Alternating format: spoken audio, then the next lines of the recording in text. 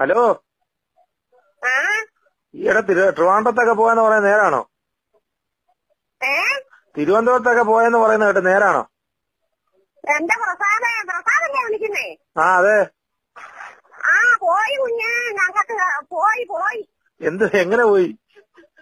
എന്റെ പൊന്നു പോലെ ഞാൻ ആദ്യം പറഞ്ഞു ഇതിലെ പ്ലെയിൻ വരും, അന്നേരം കൈ കാണിച്ചാൽ മതി, ഭക്ഷണം ഇട്ട് വരുമെന്ന് പറഞ്ഞു. ഞങ്ങൾക്ക് ഇവിടെ ഗ്യാസും എല്ലാം തീർന്നായിരുന്നു, എടുത്തതൊന്നും ഒരു മാർഗവും ഇല്ലായിരുന്നു. ഞങ്ങൾ വിശന്നിരിക്കുവായിരുന്നു. ഞങ്ങൾ കൈ പൊക്കി ആ മനുഷ്യൻ ഇത് കാണിച്ചു എന്നാ തുണി പൊക്കി കുളിച്ചോണ്ടിരിക്കുവായിരുന്നു. അവരത് താത്തപ്പം ഒരു ഏണി പോലെ സാധനം താത്തച്ച് തൊട്ടി പോണം. പിന്നെ ഓർത്തെ അവര് പറഞ്ഞു അതിലോട്ട് കയറാൻ പറഞ്ഞു. ഒരു പൂറത്തൊക്കെ ഇട്ട് ഇവിടെ നിൽക്കുക അങ്ങനെ വീടിക്ക് പോകാനായിട്ട്. അവര് പറഞ്ഞു ചട്ടിയൊന്നും ഇട്ടിട്ടില്ലെന്നാ ഇങ്ങനോട് പറഞ്ഞു അതിലോട്ട് കയറി. ഇങ്ങനെ ഓർക്ക് ഭക്ഷണം മേടിച്ചോണ്ട് വരാൻ. അവരെന്നോട് പറഞ്ഞു കഥ മലയാളികളുണ്ടായിരുന്നു, കഥ കടച്ചേച്ച് അതിലോട്ട് കയറാൻ പറഞ്ഞു. ഞാൻ ഓർത്ത് ഇങ്ങേർക്ക് എന്നിട്ട് ഇങ്ങനെ പറഞ്ഞു വാടി എന്നെ ഇതെല്ലാം എടുത്താൽ തീരത്തില്ല, ഭക്ഷണം എഴുതിക്കൊണ്ട് വരുന്നതെന്നും കണ്ടേ എല്ലാവർക്കും കൊടുക്കാമല്ലോ എന്ന് പറഞ്ഞുകൊണ്ട് ചാടി കയറിയതാ.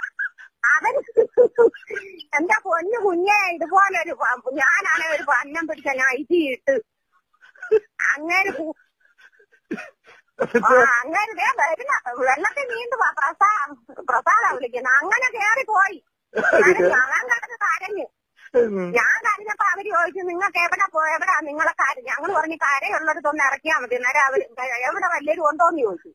ഞാൻ പറഞ്ഞു ഞങ്ങൾക്ക് തിരുവനന്തപുരത്ത് ഇങ്ങനെ ഇന്നാരുണ്ടെന്ന് പറഞ്ഞു. അവര് പിന്നെ അവിടെ ചെന്നപ്പോ ഞങ്ങളുടെ ഈ പൈസ വല്ലതും ഉണ്ടോ? ഞങ്ങൾ പറഞ്ഞു ഒരു മാർഗവും ഇല്ല, ഞങ്ങൾക്ക് പോവാൻ, ഞങ്ങളുടെ കയ്യിൽ ഒന്നുമില്ല, നിങ്ങൾ പിടിച്ച കുടിയാലെ ഞങ്ങളെ കേട്ടിക്കൊണ്ടു. പിന്നെ അവരുടെ വണ്ടിയെ ശിവരാജന്റെ വീട്ടിൽ കൊണ്ടിറക്കി. ഞങ്ങൾ പറഞ്ഞു കൊടുത്തു. എന്റെ പൊന്നൂഞ്ഞെ അങ്ങനെ ഒരു അബദ്ധം പറ്റി. അത് കാരണം ഇപ്പം പ്രസന്നനോട് പറഞ്ഞിട്ട് അവൻ ഏകത്തില്ല. അവനാണെ ഭയങ്കര ബഹളമാച്ചാ ഞങ്ങള് കള്ളത്തരം പറഞ്ഞത്. അവൻ പട്ടടയിലെ വള്ളം കൊടുക്കുന്നതിന് ഇടിഞ്ഞെടുത്ത് അവനെ കൊണ്ടുവരണ്ടേ. എന്നും പറഞ്ഞ അവനാണെ ഒരു പുറകെ അവൻ ഇന്നലെ പിള്ളേരെ വിളിച്ച് ഒത്തിരി ചീത്തയൊക്കെ പറഞ്ഞെന്ന് പറയുന്ന കേട്ടു രാത്രി.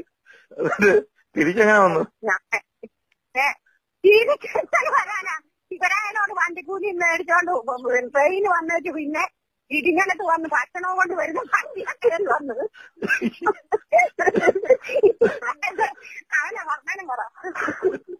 ഹലോ, കേക്കുന്നുണ്ട്. പിന്നെ നിങ്ങൾ മാത്രം പ്ലെയിനൊക്കെ അറിയാം, ഞാനും കയറുണ്ട്.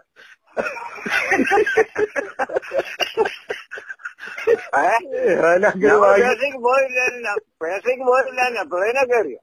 അങ്ങനെ ഭാഗ്യം ഉണ്ടായില്ല. അതെ. ഒരു ഭക്ഷണം തന്നില്ല അവര്? ഭക്ഷണം അതിന്റെ തന്നെ ഇരുന്നോ ഭക്ഷണം. യാത്രയൊക്കെ ഒരു പാക്കറ്റ് ബ്രെഡ് ഉണ്ടായിരുന്നു, വേണം ചോദിച്ചു. ഞങ്ങൾക്ക് പറയും ഞങ്ങൾക്ക് വേണ്ടെന്ന്. യാത്രയൊക്കെ സുഖമായിരുന്നോ?